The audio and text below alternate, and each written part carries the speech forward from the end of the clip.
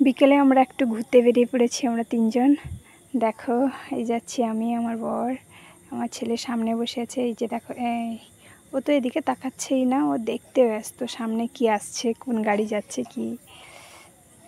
দেখো তো চলো ওখানটায় পৌঁছে দিই। এবার দেখো পৌঁছে গেছি। আমরা একটু হাঁটছিলাম।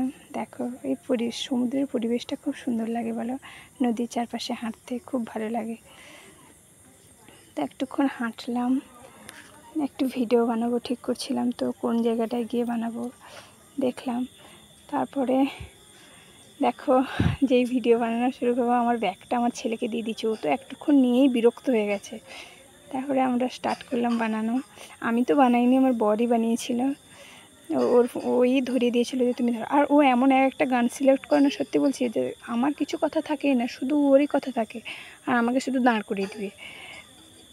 দেখো সব গান যতগুলো করেছে না, যতগুলো ভিডিও করেছে এই একই রকম, দেখো ওই করছে আর আমার কিছু নেই, আমি শুধু দাঁড়িয়ে আছি।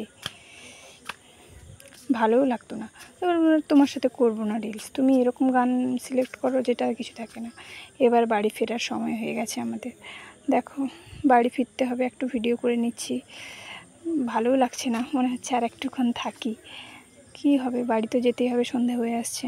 এপাশে আমার বর বাবুর আবার রাগ হয়েছে, এত দেরি হয়ে যাচ্ছে, বাড়ি যেতে হবে, তো বকা আরম্ভ করে দিয়েছে, তো আমিও বকে দিয়েছি।